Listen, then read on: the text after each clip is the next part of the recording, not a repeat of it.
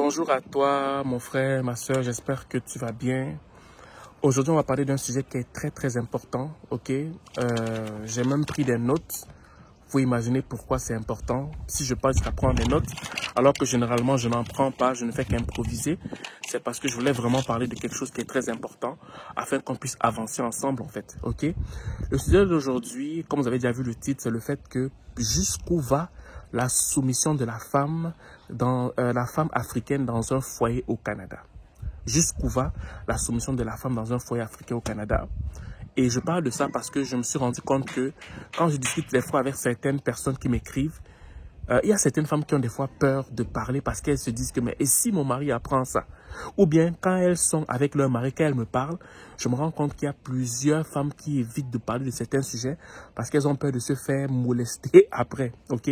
Donc je me suis dit que bon, okay, ben, dans ce cas, je vais donc faire une vidéo qui va faire en sorte que plusieurs personnes vont se sentir à l'aise et vous allez entendre qu'est-ce que j'en pense et on va pouvoir avancer ensemble. Et quand je parle, je tiens à vous rappeler que ce n'est pas parce que j'ai le monopole du savoir, hein, non.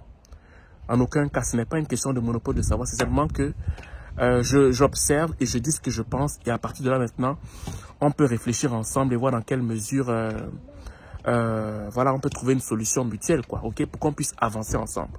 Ok, bon, bien avant de parler, je tenais à dire à certaines féministes là, qui n'aiment pas entendre parler d'hommes là, ou bien qui aiment trop exagérer, extrapoler.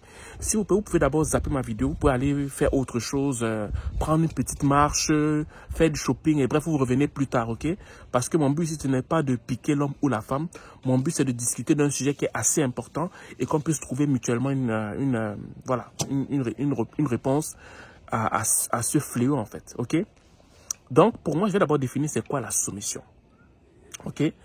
La soumission, on va simplement dire que c'est comme sous une mission. Une femme est avec un homme et elle accompagne un homme qui est censé aussi déployer cette femme-là. Parce que si elle accompagne l'homme et que l'homme-là ne fait rien pour elle, ça veut dire qu'il y aura de l'abus demain. Parce qu'un leader est censé motiver sa troupe. Est censé faire en sorte que la troupe puisse sortir le meilleur d'elle. Ou le meilleur de ce qu'elle peut avoir dans ses entrailles. Ok? Raison pour laquelle, quand on dit que l'homme est le chef de la famille, ce n'est pas un chef guerrier. C'est un leader qui a pour but d'amener sa femme et ses enfants à bon port, selon leur potentiel, selon leurs dons, selon leurs talents. Ok? Mais par contre, on se rend compte que ce n'est pas souvent ça qui se passe. Ce n'est pas tous les hommes qui sont des faux leaders. Il y a plusieurs qui abusent du fait qu'il y a ce qu'on appelle la soumission pour martyriser leurs femmes, pour martyriser leurs enfants. C'est pas de ça dont moi je parle.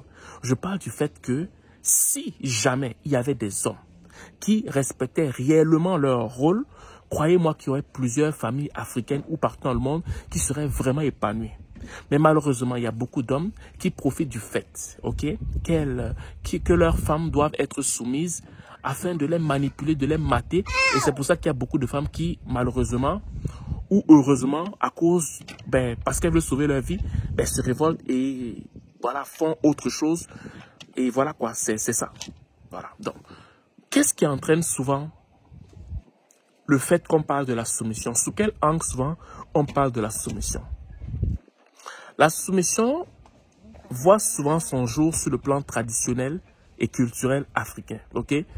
Sur le plan traditionnel africain, culturel africain, on se rend compte qu'on parle de la soumission parce que selon ce que nos pères ont toujours eu à faire, la femme est à la maison, selon l'époque, et c'est la femme qui va s'occuper des enfants, qui va s'occuper de ce que l'homme, ok, va amener de l'extérieur pour la maison. Ça, c'était selon le contexte d'avant. Ok? Et présentement, quand ça se fait, pas parce que la femme ne peut rien faire, mais parce que parfois, il faut que je le répète bien, parfois, c'est qu'il y a juste peut-être un seul emploi dans la maison. Ok? Et c'est majoritairement des fois l'homme qui travaille et la femme est à la maison, pas parce qu'elle ne peut pas travailler, mais parce que, ok, elle préfère rester à la maison pour s'occuper des enfants parce que le salaire que le mari apporte à la maison peut nourrir toute la famille. Ok? Donc maintenant, il y a aussi des femmes qui choisissent juste être femmes au foyer pour éduquer les enfants. C'est leur choix. Ok? Mais là, tout se passe bien quand le mari et la femme s'entendent. tout se passe bien quand le mari et la femme s'entendent. Mais quand il n'y a pas entente, ça crée de sérieux problèmes. Et c'est pour cette raison qu'on se rend compte que certaines femmes se révoltent. Bon, maintenant, il y a aussi l'autre paramètre sur le plan religieux. L'aspect religieux fait en sorte qu'il y a beaucoup de femmes, ok, qui sont des fois soumises aux hommes selon leurs croyances religieuses, que ce soit sur le plan, comment dire, sur le plan de l'islam, ou bien sur le plan du christianisme. Il y a ce background aussi qui s'y trouve. Et quand tu tombes effectivement sur un bon mari, ça se passe très bien, ok, parce que comme je l'ai dit plus tôt, ben, l'homme est censé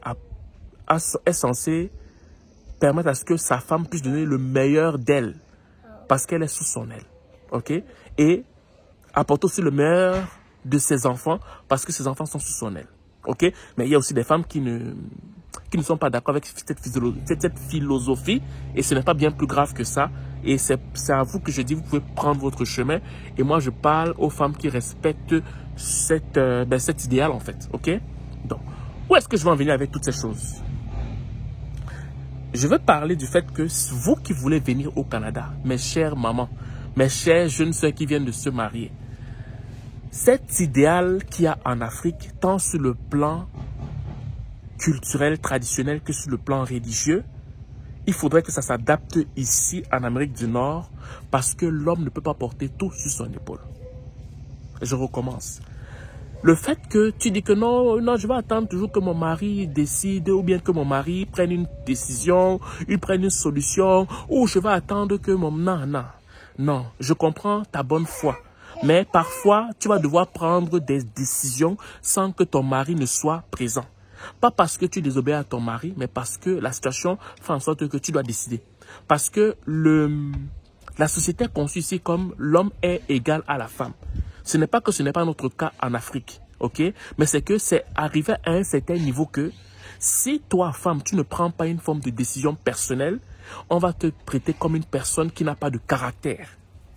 Et en partie, quand on dit que tu n'as pas de caractère, quelque part, ils ont raison ou elles ont raison. Pourquoi? Parce que ce n'est pas parce que tu es soumise que tu ne devrais pas avoir de caractère. Une femme peut être soumise, mais elle a un caractère. Ok? Oui, elle peut être soumise. Mais si tu n'as pas de caractère, c'est peut-être parce que ton mari est en train de te manipuler sous cet angle-là. Peut-être c'est parce que tu as mal pris la définition de ce qu'est la soumission. Parce que, en fait, quand tu es soumise, tu travailles en partenariat avec ton mari et non seulement tu aides ton mari, mais aussi ton mari t'aide pour que la meilleure version de toi-même puisse apparaître. Et qui dit avoir la meilleure version de soi, dit que tu as comme une forme de caractère. Tu as une forme de personnalité qui fait en sorte que tu peux prendre des décisions et ce, en ayant l'état d'esprit de ton mari en toi. De la même chose pour ton mari. Il n'a pas forcément besoin que tu sois là pour prendre des décisions parce que vous avez formé une personne morale qui fait en sorte que, sans même que tu ne sois là, vu que vous avez une forme d'idéologie ensemble, il va prendre des décisions en fonction de ce que vous avez comme idéologie.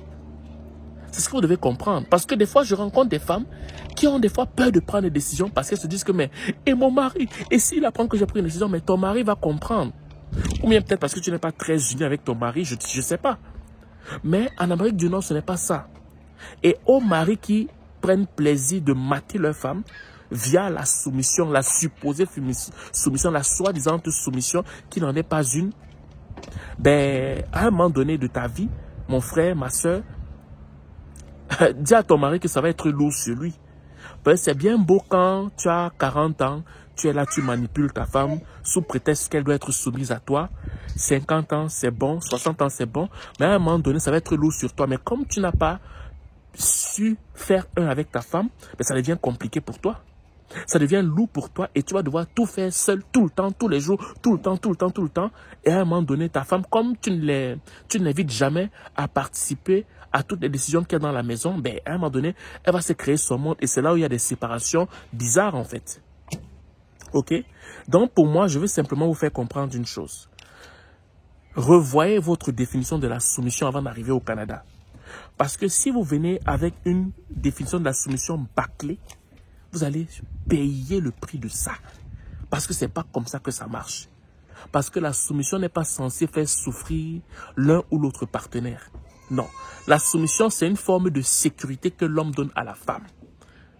Pas parce que la femme est faible, mais parce que la femme est tellement précieuse que l'homme préfère se mettre en avant, encaisser les coups, afin que sa femme et ses enfants soient derrière et puissent être protégés des potentiels coups qui pouvaient être, que le cocon pouvait recevoir en fait. Ok? Donc c'est comme ça pour moi la soumission. Et s'il vous plaît, mari, aidez vos femmes. Tu n'as pas épousé une esclave. Tu n'as pas épousé, je veux dire, une femme qui va seulement marcher selon tes ordres. Non. Vous devriez avoir une personne morale, vous deux, et vous devriez suivre cette personne morale-là que vous allez créer parce que vous vous êtes parlé, parce que vous vous êtes entendu sur les bases de votre foyer. Et malheureusement, on le voit. Quand une femme vit mal la soumission dans son foyer, ben ça se voit très rapidement ici. Et c'est pour cette raison que plusieurs d'entre elles étaient d'accord avec la soumission. Et à un moment donné, elles lâchent tout ça. Pourquoi? Parce que le mari a beaucoup abusé de ça. Et ça crée des femmes qui sont frustrées et avec raison. Et moi, je vous le dis, je vous le répète, un foyer où la soumission, la définition de la soumission n'est pas bien réglée, est un foyer qui va être très, très, très défectueux. Il n'y aura pas d'entente, il y aura l'un qui va abuser de l'autre et ça va créer des clashs inutiles en fait. Ok? Donc c'est ce que je voulais vous dire aujourd'hui. Sur ce, passez une excellente journée ou une excellente soirée, dépendamment d'où vous m'écoutez, et prenez le temps de définir réellement ce qu'est la soumission dans votre foyer avant d'arriver ici au Canada. Voilà. Ciao.